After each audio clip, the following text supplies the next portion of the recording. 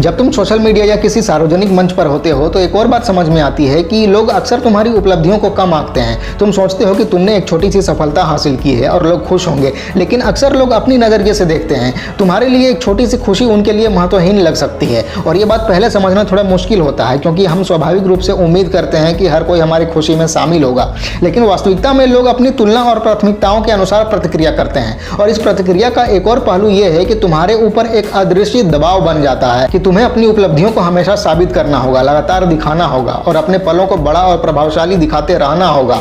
मुझे एक और सीख मिली है कि सार्वजनिक जीवन में पारदर्शिता की भी एक सीमा होती है। जितना तुम खुला हो जाते हो, लोग तुम्हारे हर निर्णय का विश्लेषण करते हैं। साधारण निर्णय जैसे तुमने किस शहर में छुट्टियां बिताई, किस रेस्टोरेंट में खाना खाया, किस ब्रांड का सामान इस्तेमाल किया, सब पर लोग अपनी राय बनाते हैं। लोग अनुमान लगाते हैं, थ्योरी बनाते हैं और कभी कभी तुम्हारे इरादों को पूरी तरह बदल कर पेश कर देते हैं। समझना कि हर चीज जिसे तुम शेयर करते हो उसके साथ एक कहानी बन जाती है, एक बहुत बड़ी सीख है। और ये कहानी कभी तुम्हारे नियंत्रण में नहीं होती। तुम्हारी भावनाएं, तुम्हारे इरादे, तुम्हारी कहानी सब सार्वजनिक व्याख्या के लिए खुले हो जाते हैं। एक और बात जो मैंने नोटिस की वो ये कि सोशल मीडिया और सार्वजनिक जीवन में लोग अक्सर तुरंत परिणाम पाने की मानसिकता में रहते हैं। अगर तुम अपनी कोई उपलब्धि शेयर करते हो और तुरंत लाइक या कमेंट नहीं आते तो तुम सोचते हो कि तुम्हें असफलता का अनुभव हो रहा है, लेकिन वास्तव में लोगों की प्रतिक्रिया का तुम्हारी सफलता या क्षमता से कोई सीधा संबंध नहीं होता। तुम्हारे लिए तुम्हारे प्रयास और तुम्हारी यात्रा ही असली मूल्य रखते हैं। यह समझना बहुत जरूरी है, क्योंकि इससे तुम अपनी खुशी और संतोष को बाहरी मान्यता से स्वतंत्र कर सकते हो। मुझे यह भी समझ में आया कि अक्सर लोग तुम्हारी संघर्षों को नजरअंदाज कर देते हैं। जब तुम अपनी व्यक्तिगत जिंदगी के चुनौतियों को शेयर करते हो, लोग सिर्फ परिणाम देखते हैं। अगर परिणाम परफेक्ट नहीं है तो तुम्हारे संघर्ष की अहमियत कम हो जाती है।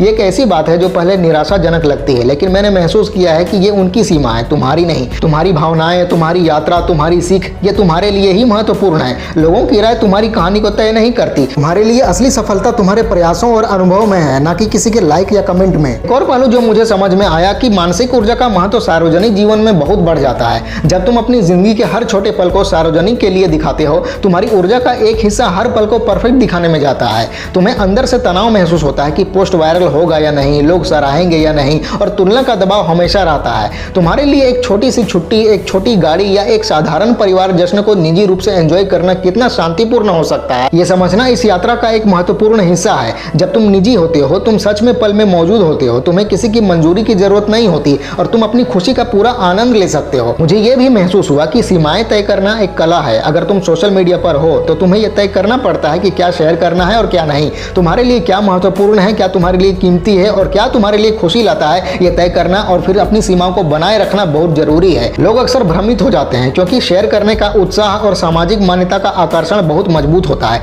लेकिन तुम्हारे लिए असली लाभ सीमाओं को बनाए रखने से मिलता है। निजता की रक्षा करना, अपनी व्यक्तिगत जगह और मानसिक शांति को प्राथमिकता देना, यह सब एक सचेत निर्णय है और इस निर्णय का लंबी अवधि में तुम्हारी जिंदगी पर बहुत सकारात्मक असर पड़ता है। एक और बात जो मैंने सीखा वो ये कि लोग अक्सर अपनी धारणाओं के आधार पर प्रतिक्रिया करते हैं, वास्तविकता के आधार पर नहीं। तुम्हारी उपलब्धियां, तुम्हारी भावनाएं, तुम्हारे संघर्ष, ये सब लोग अपनी समझ और नजरिए के अनुसार मतलब निकालते हैं। तुम्हारे लिए साधारण और महत्वपूर्ण चीजें दूसरों के लिए महत्वहीन या गलत लग सकती हैं और ये कभी तुम्हारे नियंत्रण में नहीं होता। तुम सिर्फ अपनी कहानी ईमानदारी से शेयर कर सकते हो और बाकी सब जनता का निर्णय है। तुम्हारे लिए केवल एक विकल्प होता है, स्वीकार करना या अनदेखा करना, और यही स्वीकृति तुम्हारी मानसिक शक्ति और परिपक्वता को परिभाषित करती है। मुझे यह भी समझ में आया कि अत्यधिक शेयर करने का एक छिपा हुआ खतरा होता है। जब तुम अपनी जिंदगी के छोटे छोटे पल बार बार शेयर करते हो, लोग तुम्हारी उपलब्धियों या खुशियों को सामान्य समझने लगते हैं। तुम्हारे अनोखे पल, तुम्हारी छोटी जीतें, उनका आकर्षण खत्म हो जाता है। तुम्हारे लिए जो खुशी और संतोष था वो अब कमजोर महसूस होता है और इस अनुभव से मैंने सीखा कि निजी पलों का महत्व और भी ज्यादा बढ़ जाता है और जब तुम उन्हें चुपचाप एंजॉय करते हो, उनका असर तुम्हारे लिए वास्तव में संतोषजनक होता है। एक और दृष्टिकोण यह है कि भावनात्मक स्वतंत्रता विकसित करना सोशल मीडिया के साथ बहुत जरूरी हो जाता है।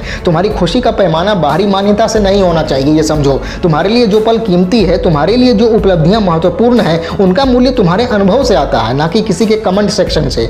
और जैसे ही तुम ये समझ जाते हो, तुम अपनी मानसिक शांति की रक्षा कर सकते हो, अपनी जिंदगी का नियंत्रण बनाए रख सकते हो और तुम्हारे निर्णय और क्रियाएं तुम्हारे लिए सशक्त बन जाते हैं। मुझे यह भी महसूस हुआ कि खुद को अलग करना सीखना बहुत महत्वपूर्ण है। हर इंसान को कभी ना कभी ब्रेक लेना पड़ता है, सोशल मीडिया से दूर रहना पड़ता है और अपने निजी पलों का आनंद सिर्फ अपनी खुशी के लिए लेना पड़ता है। तुम्हारे लिए मानसिक शांति और स्पष्टता के लिए ये एक जरूरी अभ्यास है। तुम्हारी रचनात्मकता, तुम्हारी प्रोडक्टिविटी और तुम्हारी समग्र खुशी का आधार यही ब्रेक और निजता होती है। तुम्हारे लिए ये एक सूक्ष्म लेकिन शक्तिशाली सीख है। हर चीज सार्वजनिक रूप से शेयर करने से तुम्हारी व्यक्तिगत विकास और संतोष पर नकारात्मक प्रभाव पड़ सकता है। सबसे अंत में मैं मैं यही कहना चाहता हूं कि तुम्हारी व्यक्तिगत जिंदगी का मूल्य तभी है जब तुम उसे अपनी शर्तों पर जीते हो। तुम्हारे निर्णय, तुम्हारे अनुभव, तुम्हारे संघर्ष सब तुम्हारे नियंत्रण में होने चाहिए। तुम्हारे लिए कीमती पलों की रक्षा करना, सीमाएं तय करना और अपनी मानसिक शांति को प्राथमिकता देना सबसे महत्वपूर्ण है।